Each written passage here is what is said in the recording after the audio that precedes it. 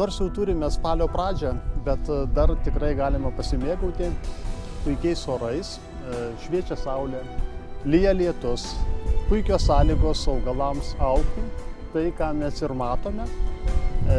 Pradėjome ankstyvą derliaus nuėmimą, ankstyvą rapso sėjos laikotarpį, puikias sąlygas, šiltą labai rugsėjį ir galime matyti, kad rapsui tiksliau labai tiko tokios sąlygos ir šiam momentui mes galime pasigrožėti ir pasidžiaugti, kaip atrodo spalio pradžioje rapsas Joniškio rajone. Matome, kad rapsas dar yra iš tikrųjų pilnai vegetuojantis ir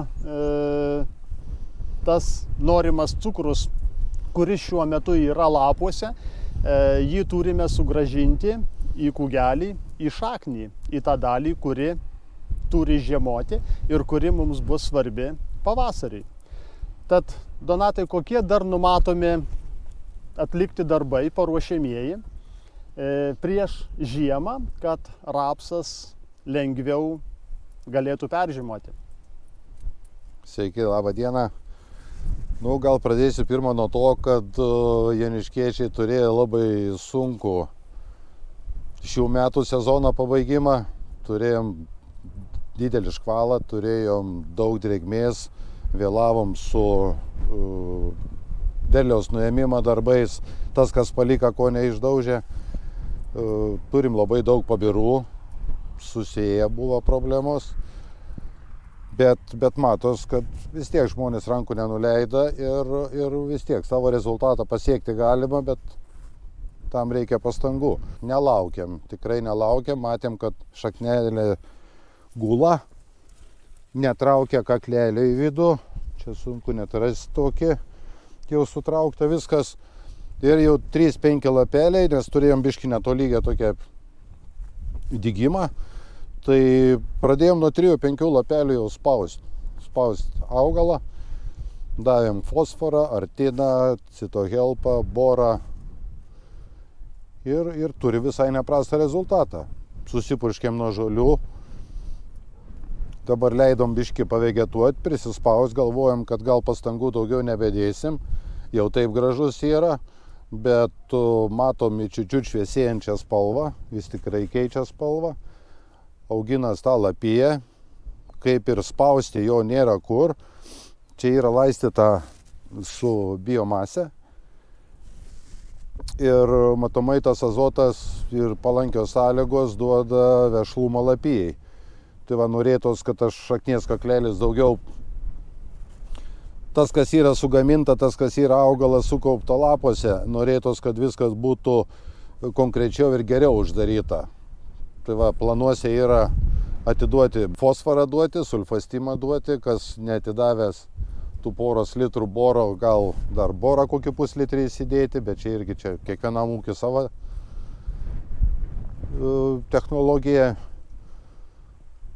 Dar turim, čia žiūrim į tikrai didelį stambų gražų rapsą, bet turim labai netolygių, kur tikrai dar duosim ir fosforą, ir tuos pačius hormonus, kad jį pavienodinti, patempti, pasispaus, pasiruošti žiemai.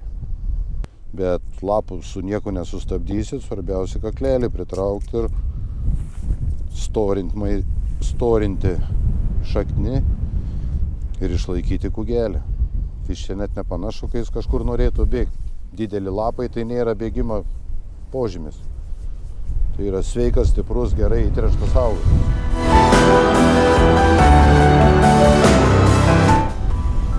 Toliau važiuojame po Joniškį ir bandome pamatyti iš tikrųjų laukelius, kokius darbus reikia atlikti. Šiuo metu esame iš ankstyvos sėjos, žieminiai kviečiai. Ir šiuo metu jau matome, kad lauke reikia atlikinėti tam tikrus darbus. Ne vien tik paruošinėti augalą žiemojimui, bet dar reikia ir atlikti tiesiog rapso pabirų naikinimą.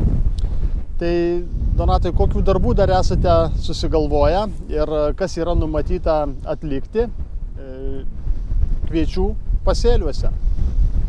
Taip, pagrindiniai darbai kviečiuose tai yra piktžolės, susimažinti jų kiekį, kad pavasarį būtų, kaip sakau, ilgesnė koja, kad galėtum ir pasitręšti, ir pasisėti, susitvarkyti, kol ateis momentas kviečius purkšti nuo žolių.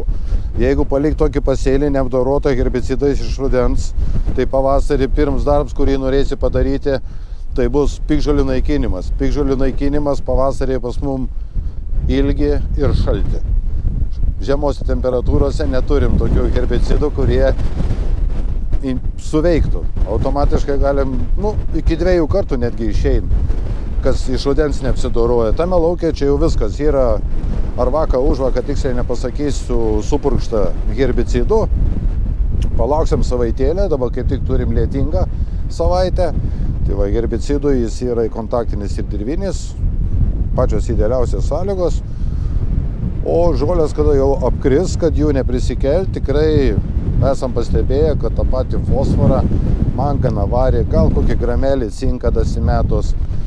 Jeigu kuris dar mato, kad biški netolygus, dar kažkas, tai tą patį citohelpą, hormonus dasimaišyti. Ir pasidaryti tokį lengvą purškimėlį iš rudens pasimaitinti. Iš karto turim kitą spalvą.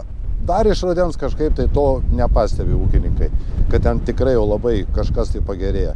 Bet tą pamato pavasarį. Ypač jeigu tie, kurie skeptikai, palieka kažkokį tai gabaliuką, nepavažiavo, ten 5 metrus pravažiavo ir įjungia purškimą. Ir iš karto mato, kad, kaip seniau sakydom, cinkuoti, necinkuoti, tai va iš karto pavasarį matos, kur rudeninis purškimas padarytas, fosforas, manganas, varis. Ypač miežių žieminių pasėliuose. Ten intensyviai jau vyksta krūmimosi ir yra užmezgama varpa.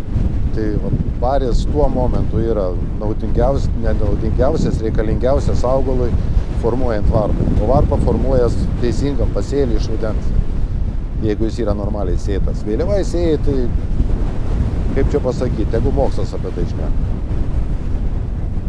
Tai va tiek tų darbų, kad susipurkšti tikrai susipurkšim, nes turim praktikos ir aišku turim nedėkingą biškį, labai vėlyvą sėją, čia yra iš po rapsą, rapsas buvo nukultas, pabirų nedaug, yra dideli įsipareigojimai tarpiniam kultūrom, žalinimam, tai va pagrindė 8, 6, 10 spalio prasidės pagrindinė kviečių sėja Jonišky. Nes labai daug yra įsipareigoję laikyti tarpinį pasėlį ir turėsim vėlyvą sėją.